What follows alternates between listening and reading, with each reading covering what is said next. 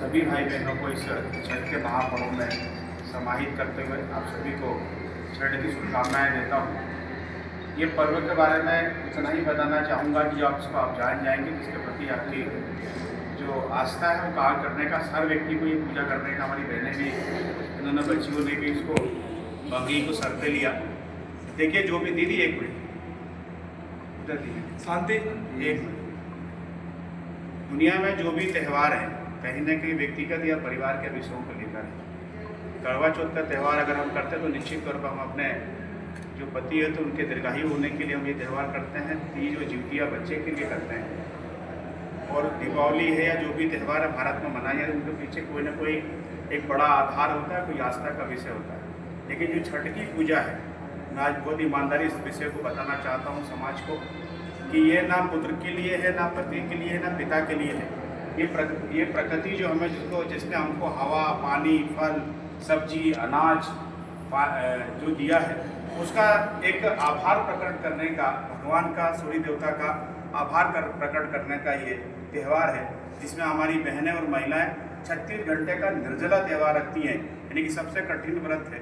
आप देखेंगे तो इसमें जो उपयोग होने वाली चीज़ें हैं, कोई ऐसा फल नहीं जो प्रकृति द्वारा निर्मित नहीं हो, और सारे जितने भी सारे चीज़ें हैं, इसमें घाटों के महत्व को भी बताया गया है कि जितने भी पोखर है, नदी है, नाले हैं, स्वच्छता अभियान के अंतर्गत इसका पर इस अभियान में ले सकते हैं। सारे घाटों पे आप जाएंगे आज यूपी और बिहार में, तब देखेंगे किसी भी नदी हो, कैसा भी तालाब हो, पोखर हो, आपको चमकता हुआ नजर आएगा।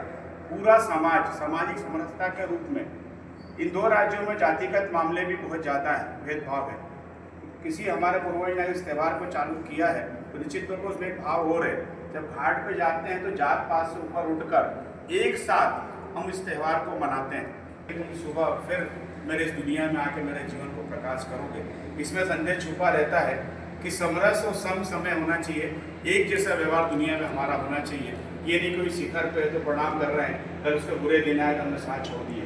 तो हम डूबते हुए सूरज से इसकी पूजा की शुरुआत करते हैं, डूबते सूरज को हम अर्घ देते हैं, और सारा परिवार, पूरा समाज जाकर इसकी पूजा करता है। कुल मिलाकर प्रकृति का आभार पूजा है, ये किसी के लिए नहीं है।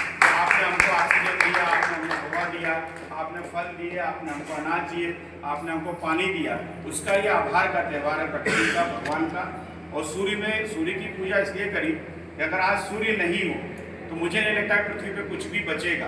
तो सूर्य देवता एकमात्र पृथ्वी पर एकमात्र देवता है, मैं बताना चाहता हूँ, जो मूर्त रूप से, जीवित रूप से आपके सामने खड़े हैं। वो कौन से भगवान है? सूर्य देवता। रोज आपको देखते हैं, जिसको हमने देवता माना है, जिसको हमने भगवान माना है, ऐसे एकमात्र मूर्त रूप से जो जीवित रूप से देवता है, हम उसकी आराधना करते हैं। और इसमें महिला पुरुष का आप समान रोल देखेंगे, बल्कि हमारी बहनों का रोल ज़्यादा है पुरुषों से। तो हमारे हर त्यौहार में महिलाओं का स्थान, और गरीबी अमीरी से ऊपर उठकर, जात पात से ऊपर उठकर एक घाट पर एक समरस होकर हम इस त्यौहार को मनाते हैं। और आज जो हमारा ये मानव संग्रहालय के परिवार